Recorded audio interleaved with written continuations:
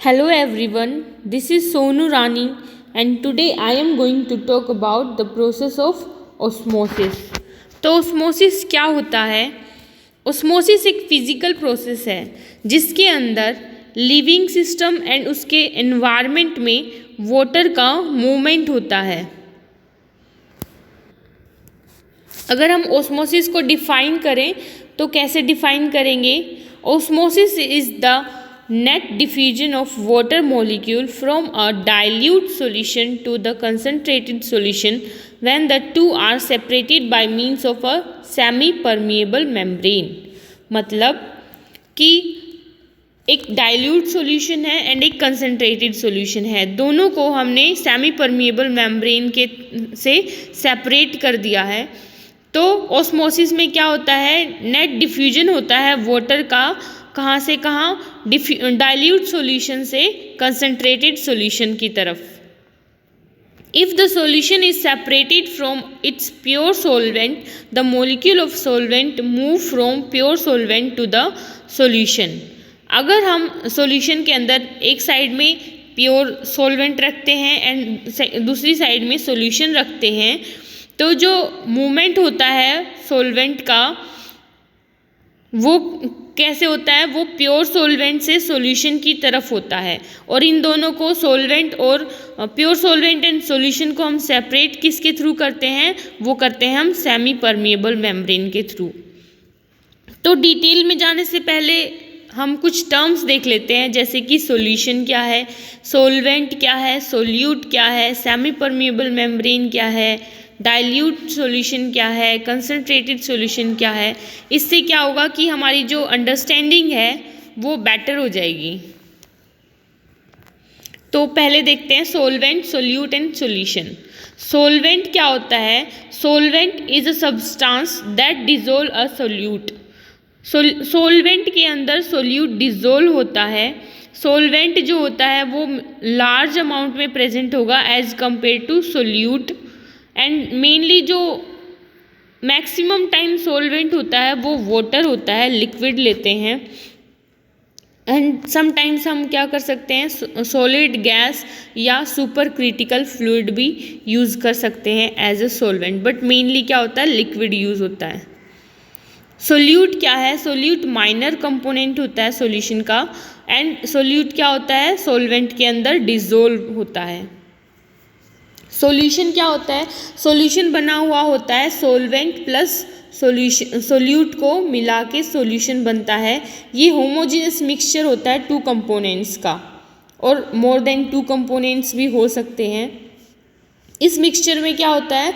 Solute होता है वो सब्सटेंस जो कि डिसॉल्व होता है एंड सॉल्वेंट होता है जिसके अंदर सोल्यूट डिसॉल्व होता है। ठीक है, तो जो सॉल्वेंट रहेगा वो लार्ज अमाउंट में रहेगा, लिक्विड रहेगा। सोल्यूट जो है वो लेस अमाउंट में रहेगा। सोल्यूट हम यूज़ कर सकते हैं जैसे कि सोल्ट हो गया, शुगर हो गया। तो अगर हम जैसे पानी के अंदर चीनी मिलाते हैं या सोल्ट मिलाते हैं तो वो क्या होता है? सॉल्यूशन फॉर्म कर देता है। तो इस डायग्राम में हम देख सकते हैं कि यहाँ पे सॉल्वेंट है प्लस ये सोल्यूट है, इसके अंदर इसको ऐड कर दिया एंड ये क्या बन गया? सॉल्यूशन। तो सोल्यूट क्या होता है? सोल्यूट होता है सोल्ट एंड सॉल्वेंट क्या होता है? वाटर। वाटर मतलब लिक्विड होगा, कुछ भी हो सकता है liquid. Dilute and concentrated solution क्या होता है? डाइल्यूट सॉल्यूशन होता है जिसके अंदर जो सोल्यूट होता है वो लेस अमाउंट में प्रेजेंट रहेगा एंड जो कंसनट्रेटेड सॉल्यूशन होता है उसके अंदर क्या होता है? जो सोल्यूट का अमाउंट है वो रिलेटिवली लार्ज होता है। तो जिसके अंदर सोल्यूट कम है उसको डाइल्यूट सॉल्यूशन बोलेंगे, अगर किसी के अंदर सोल्यूट ज़्यादा है तो उसको क्या बोलेंगे? Concentrated solution. इस डायग्राम में हम देखें कि ये कंसनट्रेटेड सॉल्यूशन रिप्रेजेंट कर रहा है एंड सेकेंड बीकर में क्या है? Dilute solution. तो अगर हम फर्स्ट बीकर में देखें तो red dot and black dot जो है वो सोल्यूट पार्टिकल्स को रिप्रेजेंट कर रहे हैं एंड वाटर जो है वो ब्लू जो डॉट है वो वाटर को रिप्रेजेंट कर रहा है।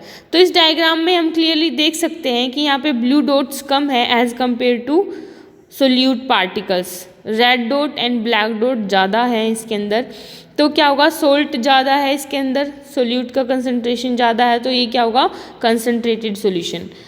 इसके अपोजिट अगर हम सेकेंड बीकर में देखते हैं तो हम यहाँ पे क्लियरली सीन कर सकते हैं कि यहाँ पे ब्लू डॉट्स जो ज़्यादा है, मतलब वाटर जो है सोलवेंट हमारा लार्ज अमाउंट में है, एंड जो हमारे सोल्ट हैं या फिर हम इनको सोल्यूट बोलें तो वो पार्टिकल्स कम हैं, तो ये क्या होगा, डाइल्यूट सॉल्यूशन।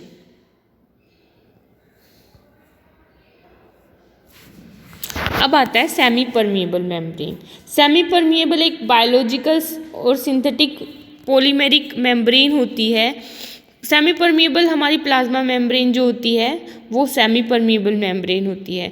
तो इसकी स्पेशलिटी क्या होती है कि ये क्या करती है कि फ्यू आयंस या मॉलिक्यूल्स को वो अपने अलाउ करती है कि उसको क्रॉस करने देगी और बाकियों को वो नहीं करने देगी। तो सेमी परमिएबल मेम्ब्रेन जो होती है वो वाटर के लिए तो परमिएबल होती है, कुछ आयंस और मॉलिक्यूल्स के लिए भी परमिएबल होती है, जैसे कि स्मॉल आयंस जो हो गए। बट अगर लार्जर पार्टिकल्स हैं तो उनको अगर ट्रांसपोर्ट कराना है तो उसके लिए सेमी परमिएबल मेम्ब्रेन में क्या होते हैं, चैनल्स प्रेजेंट होते हैं, तो वहाँ पे एनर्जी की रिक्वायरमेंट रहेगी। उस कॉन्सेप्ट में नहीं जाते हैं, हमें बस बेसिक देखना है। यहाँ पे सेमी परमिएबल मेम्ब्रेन है जो कि सेमी मीन्स फ्यू, हाफ, जो कि कुछ सिलेक्टेड मॉलिक्यूल्स को अपने अंदर से क्रॉस करवाएगी। अगर यहाँ पे हम परमिएबल मेम्ब्रेन लेते हैं तो वो क्या करेगी, सब मॉलिक्यूल्स आयंस को अपने अंदर से पास होने देगी।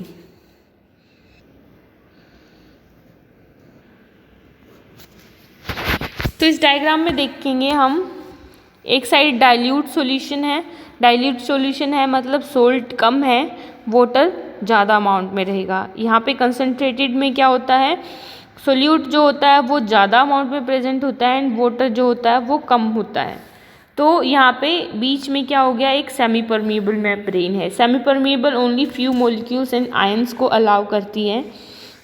तो यहाँ से क्या होगा, वाटर का मूवमेंट होगा, कहाँ से, डाइल्यूटेड सॉल्यूशन से कंसंट्रेटेड सॉल्यूशन की तरफ। तो इसको बोलते हैं ऑस्मोसिस, जिसमें क्या होता है, नेट डिफ्यूजन होता है वाटर मॉलिक्यूल्स का from its higher concentration to its lower concentration, और सेकंड बोल सकते हैं कि from lower salt concentration to higher salt concentration. तो दोनों ही टर्म सही होती हैं। इसमें हम अगर सोल्ट के कंसंट्रेशन में बात करेंगे तो वाटर का मूवमेंट कहाँ से कहाँ होता है, लोअर सोल्ट कंसंट्रेशन से हायर कंसंट्रेशन की तरफ। अगर हम वाटर की टर्म में बात करते हैं तो वहाँ पे क्या होगा, नेट डिफ्यूजन होगा वाटर मॉलिक्यूल्स का from its higher concentration to its lower concentration. So osmosis के अंदर क्या होता है, डिफ्यूजन होता है सॉल्वेंट का across a semi permeable membrane. तो सेमी परमिएबल मेम्ब्रेन रहेगी, उसके अक्रॉस मूवमेंट होता है सॉल्वेंट या वाटर मॉलिक्यूल्स का।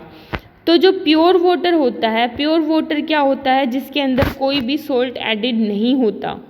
तो प्योर वाटर के अंदर क्या होगा, free energy, diffusion pressure and chemical potential उसके अंदर मैक्सिमम होगा।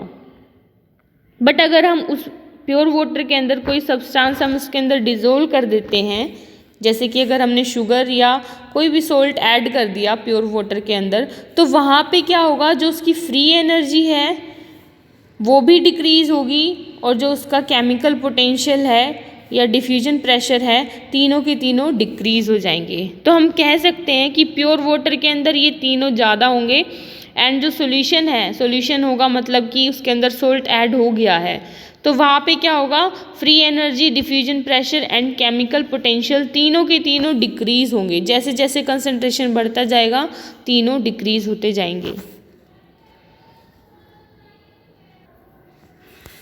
तो यहाँ पे हम इस डायग्राम में देखिए, तो यहाँ पे क्या है, वाटर का यहाँ पे सॉल्वेंट है, ठीक है, यहाँ पे कंसंट्रेटेड सॉल्यूशन है। कंसंट्रेटेड सॉल्यूशन मतलब यहाँ पे सॉल्ट भी एडिड है वाटर के साथ में। तो क्या हो रहा है ऑस्मोसिस में, हम बहुत बार पढ़ चुके हैं, तो आप लोगों को पता चल ही गया होगा कि ऑस्मोसिस में होता है वाटर का मूवमेंट होता है from its higher concentration to its lower concentration. तो जब वाटर का मूवमेंट होता है, ठीक है, तो उसमें क्या होगा, एक ऑस्मोटिक प्रेशर जनरेट होता है। ऑस्मोटिक प्रेशर क्यों जनरेट होता है कि जैसे वाटर मॉलिक्यूल्स यहाँ आते हैं, ठीक है, तो उसको अपोज करने के लिए, इसको स्टॉप करने के लिए, वाटर मॉलिक्यूल्स को स्टॉप करने के लिए उसके अपोजिट डायरेक्शन में फोर्स लगता है, जिसको कि बोलते हैं ऑस्मोटिक प्रेशर। तो अगर हम डिफाइन करें ऑस्मोटिक प्रेशर को तो कैसे करेंगे, it is the minimum pressure need to apply to a solution to prevent inward flow of its pure solvent across a semi permeable membrane. मतलब कि यहाँ से जो वाटर सॉल्वेंट के मॉलिक्यूल्स को प्रिवेंट करने के लिए जो फोर्स लगता है सेमी परमिएबल मेम्ब्रेन के यहाँ पे, तो उस प्रेशर को बोलते हैं ऑस्मोटिक प्रेशर। सो अगर हम डिफाइन करें ऑस्मोसिस को in term of chemical potential, तो उसकी डेफिनेशन क्या होगी, when the two solutions having different osmotic concentrations are separated by means of a semi permeable membrane। अगर दो सॉल्यूशन है जिसका डिफरेंट ऑस्मोटिक कंसंट्रेशन है, उनको हमने सेपरेट कर दिया है सेमी परमिएबल मेम्ब्रेन के थ्रू, तो जो वाटर का मॉलिक्यूल्स का मूवमेंट होता है वो कहाँ से कहाँ होगा, वो होता है its higher chemical potential to its lower chemical potential. This movement of water is called osmosis।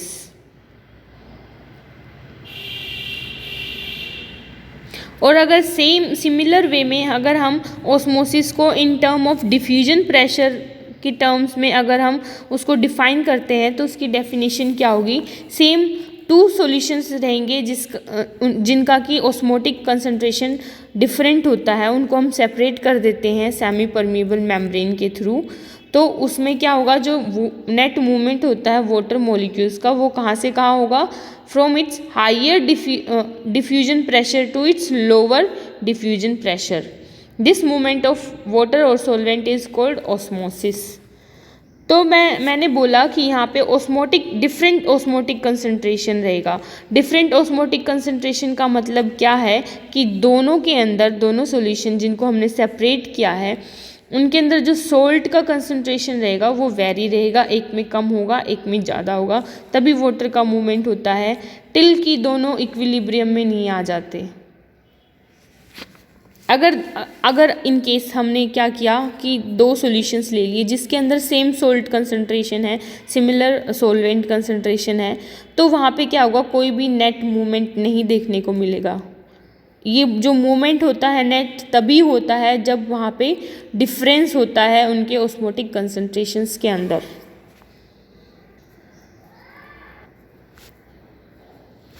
Thank you everyone, I hope कि आप लोगों को ये समझ में आएगा या आया होगा। Thank you for watching my video. Next video में मैं आप लोगों को ऑस्मोटिक प्रेशर के बारे में डिटेल में बताऊंगी। Till then, please stay happy and healthy. Thank you everyone.